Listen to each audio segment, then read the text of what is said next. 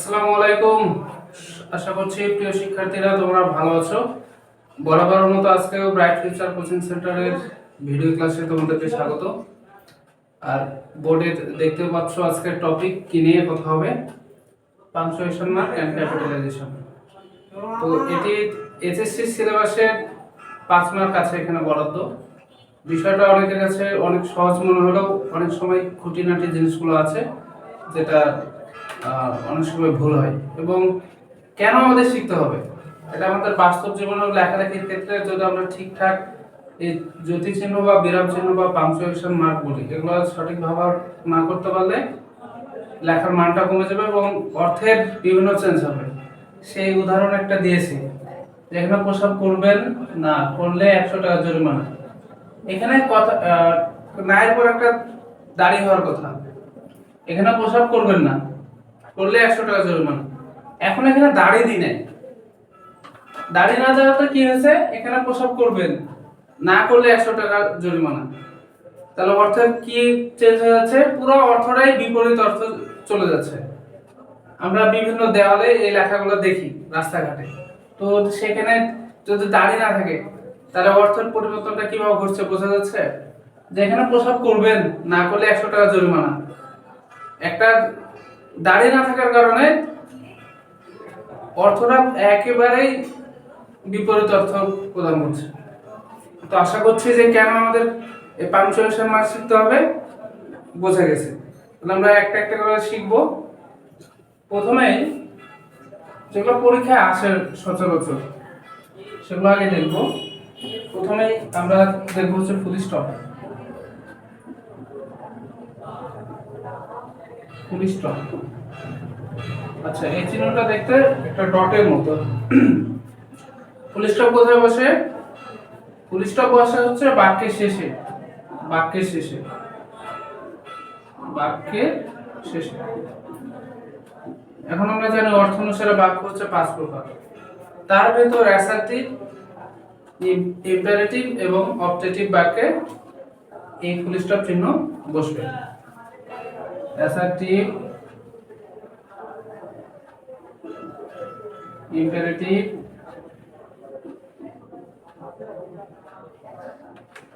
এবং অবজেক্টিভ, অর্থাৎ assertive, imperative এবং অবজেক্টিভ এই তিনটা বাক্যের পর বা বাক্যের শেষে ফুল স্টপ চিহ্ন বসবে। এখন কয়েকটা উদাহরণ দিই তাহলে ক্লিয়ার হবে। যেমন রহিম প্লেজ ক্রিকেট। অর্থ অনুসারে বাক্যটা কি? অর্থের দিক থেকে বাক্যটা হচ্ছে অ্যাসার্টিভ, অর্থাৎ এই বাক্যের পরিসমাপ্তিতে বা শেষে একটা ফুল স্টপ চিহ্ন বসাতে হবে। এখন ইম্পারেটিভ থেকে একটা উদাহরণ দিই, ডু দ্য ওয়ার্ক। তাহলে ইম্পারেটিভ সেন্টেন্সের শেষে কি বসছে? ফুল স্টপ বসছে। তারপর কি বলেছে? অবজেক্টিভ। অবজেক্টিভ বাক্য বলতে আমরা কি বুঝি? ইচ্ছা বা প্রার্থনা বোঝাবে। মে আল্লাহ হেল্প ইউ, অর্থাৎ আল্লাহ তোমাকে সাহায্য করবে। তাহলে আমরা কি দেখলাম? অ্যাসার্টিভ, ইম্পারেটিভ এবং অবজেক্টিভ সেন্টেন্সের শেষে ফুল স্টপ চিহ্ন বসবে। দ্বিতীয় কথা হচ্ছে উপাধি বা টাইটেল। ব্যক্তির উপাধি বা টাইটেলের ক্ষেত্রে ফুল স্টপ বসবে। উপাধি বা টাইটেল, উপাধি বা টাইটেল, উপাধি বা টাইটেলের ক্ষেত্রে এই চিহ্নটি বসবে। কিভাবে বসবে? একজন ব্যক্তির উপাধি কি হতে পারে বা তার টাইটেল কি হতে পারে? যিনি ডক্টরের ডিগ্রি করে তার উপাধি কি? ডক্টর। এই ডক্টরের পর একটা ডট বসবে বা ফুল স্টপ। তারপর বলতে পারে কি? Mister, Mrs. এভাবে উপাধি বা টাইটেলের পর আমাদেরকে বসাতে হবে ফুল স্টপ। তাহলে প্রথমত দেখলাম অ্যাসার্টিভ, ইম্পারেটিভ এবং অবজেক্টিভ সেন্টেন্সের শেষে ফুল স্টপ বসছে। দ্বিতীয় আমরা দেখলাম উপাধি বা টাইটেলের পরে ফুল স্টপ বসছে। 3 নাম্বার কথা হচ্ছে অ্যাব্রিভিয়েশন, শব্দের সংক্ষিপ্ত রূপ, অ্যাব্রিভিয়েশন এর ক্ষেত্রে বসবে।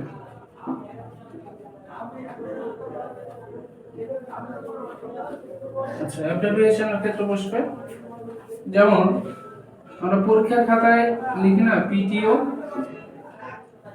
অর্থাৎ হচ্ছে একটা পেজ শেষ হয়ে গেছে, পরের পেজে যাওয়ার জন্য আমরা অনেক সময় লিখি পিটিও, অর্থাৎ প্লিজ টার্ন ওভার, দয়া করে অন্য পৃষ্ঠায় যান। আবার অনেক সময় আমরা ক্লাস করার সময় নোট নেওয়ার জন্য এইভাবে লিখি এনবি, নোটাবেন, অর্থাৎ এনবি এর পর এন এর পর একটা ডট, ডি এর পর একটা ডট। এভাবে আমরা বলতে পারি এমএসসি, বলতে পারি বিএসসি, বলতে পারি এমএসএস। এভাবে অ্যাব্রিভিয়েশনের ক্ষেত্রে আমরা ফুল স্টপের বা ডটের ব্যবহার করছি। আশা করছি ফুল স্টপের ব্যবহারটা আমরা বুঝে গেছি। তাহলে 3টা ক্ষেত্রের ব্যবহারটা দেখলাম, ইম্পারেটিভ, অ্যাসার্টিভ এবং অবজেক্টিভ সেন্টেন্সের শেষে, উপাধি বা টাইটেলের ক্ষেত্রে এবং কিছু শব্দের সংক্ষিপ্ত রূপের ক্ষেত্রে ফুল স্টপ চিহ্ন বসবে। আশা করছি কারো কোনো সমস্যা থাকার কথা নেই। এবার দ্বিতীয় যে জ্যোতি চিহ্ন সম্পর্কে জানবো সেটি হচ্ছে কমা, অর্থাৎ কমাকে বাংলায় কি বলে? পাদচ্ছেদ, কমা বা পাদচ্ছেদ। কমার ব্যবহারটা আমরা এখন দেখব। কমা, আচ্ছা, কমা বা পাদচ্ছেদ। প্রথমত কমার ব্যবহারটা কোন ক্ষেত্রে আমরা দেখি? প্রথমত আমরা দেখি হচ্ছে একই জাতীয় পদ, একই জাতীয় পদ, একই জাতীয় পদ কি হবে? পরপর বসলে, একই জাতীয় পদ পরপর বসলে কমা বসাতে হবে। কারণ একই জাতীয় পদ বলতে কি বুঝি? যদি আমরা এখন ফলের নাম লিখতেছি, 10টা ফলের নাম লিখছি, তাহলে প্রত্যেকটা ফলের নামের পরে একটা করে কমা। 10 জন ব্যক্তির নাম লিখতেছি, তাহলে প্রত্যেকটা নামের শেষে একটা করে কমা। যেমন বললাম হচ্ছে রহিম, তারপর হচ্ছে কমা করিম, কমা রানা, কমা সাকিব। এভাবে, অর্থাৎ শেষ পদের আগ পর্যন্ত আমাদেরকে কমা ব্যবহার করতে হচ্ছে। অর্থাৎ কি বললাম? একই জাতীয় পদ যদি পরপর বসানো হয় তাহলে কমা বসবে। দ্বিতীয় কথা হচ্ছে সম্বন্ধনের পর, সম্বন্ধন, সম্বন্ধনের পর, অর্থাৎ আমরা কি করি? অনেক সময় কাউকে সম্বোধন করি, সম্বোধন করার পর কমা চিহ্ন বসাতে হয়। অর্থাৎ আমরা চিঠি বা আবেদনপত্রে এভাবে লিখি ডিয়ার ফ্রেন্ড, তারপর একটা কমা বসাতে হবে। Dear Rakib, dear Sakib. এভাবে সম্বোধন করার পর কমা চিহ্ন বসাতে হবে। তাহলে দুইটা জিনিস আমরা দেখলাম। প্রথমত একই জাতীয় পদ যদি পরপর বসে তাহলে কমা বসে। দ্বিতীয় জিনিসটা দেখলাম হচ্ছে সম্বোধনের পর কমা বসাতে হবে। এখন 3 নাম্বার যে কথাটা বলবো সেটা হচ্ছে দিন তারিখের ক্ষেত্রে। আমরা দিন তারিখ লিখি চিঠিপত্রে বা বিভিন্ন কাজে দিন তারিখ লিখতে হয়। দিন তারিখ লেখার ক্ষেত্রে,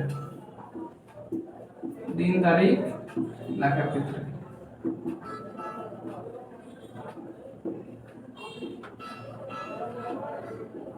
এখন এটার প্রয়োগ আমরা কিভাবে করব? প্রথমত আমরা তারিখটা লিখি। সাপোজ মনে করলাম 21শে জুন, তারপর তারিখের পর যে সাল, সেই সালটি। তাহলে দিন তারিখের পর বা লেখার ক্ষেত্রে কমা চিহ্ন বসে। 4 নাম্বার কথা, কমা আবার কোথায় বসে? বাড়ির ঠিকানা, বাড়ির বা অফিস ঠিকানার ক্ষেত্রে, ঠিকানার ক্ষেত্রে। আচ্ছা, যারা শহরে থাকে তারা নিশ্চয়ই জানো যে শহরের বা ঢাকা শহরে যে বাড়ির ঠিকানাগুলো, রাস্তার নাম্বার থাকে, গলি নাম্বার থাকে, থাকে হচ্ছে হোল্ডিং নাম্বার ইত্যাদি ইত্যাদি থাকে। তো একটা বোঝার জন্য বললাম 12-1 রোড, মিরপুর, তোমার এটা একটা উদাহরণস্বরূপ একটা ঠিকানা বললাম। তাহলে রোড নাম্বার দিলাম, জায়গার নাম দিলাম। এই ক্ষেত্রে আমরা কি বসিয়েছি? কমার ব্যবহার করেছি। অর্থাৎ প্রথমত বলেছিলাম একই জাতীয় পদ পরপর বসাইলে কমা, সম্বন্ধনের পর কমা, দিন তারিখ লেখার ক্ষেত্রে কমা বসাতে হয়, এবং বাড়ির বা অফিসের ঠিকানার ক্ষেত্রে কমা বসাতে হবে। আচ্ছা, তাহলে কমার ব্যবহার আশা করছি সবাই ক্লিয়ার। আচ্ছা, কমার ব্যবহার আরেক জায়গায় আছে, সেটা কোথায়? সেটা হচ্ছে ন্যারেশনে। ন্যারেশনের কোথায়? যখন ন্যারেশনে আমরা লিখি না যে সেই তারা বলল we are playing cricket.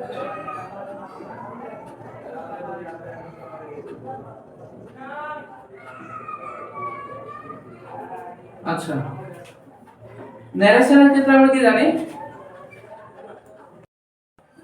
আচ্ছা, তাহলে আমরা কি জানি কমার ব্যবহার আরেকটা কোন জায়গায় বললাম, যে হচ্ছে ন্যারেশনের ক্ষেত্রে। ন্যারেশনের কোথায়? ন্যারেশনের যে দুইটা পার্ট থাকে, একটা হচ্ছে রিপোর্টিং ভার্ব আর একটা হচ্ছে রিপোর্টিং স্পিচ। রিপোর্টিং স্পিচ কোথায় থাকে? ইনভার্টেড কমার ভিতর থাকে।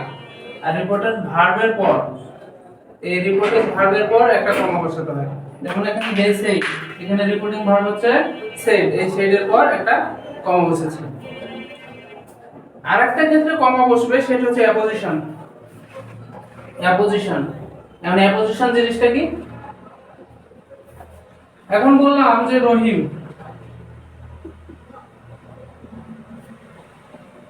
ইজ এ টিচার, আমি বললাম রহিম একজন শিক্ষক। এখানে রহিমের পরিচয়টা কি? শুধু একজন শিক্ষক। এখন এটা রহিম সম্পর্কে যদি আরেকটু অতিরিক্ত তথ্য দিতে চাই, তাহলে আমাদের অ্যাপোজিশন ব্যবহার করা যেতে পারে। এখন কিভাবে অ্যাপোজিশন ব্যবহার করতে হয়? রহিম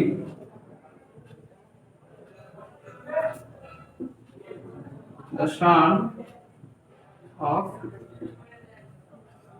করিম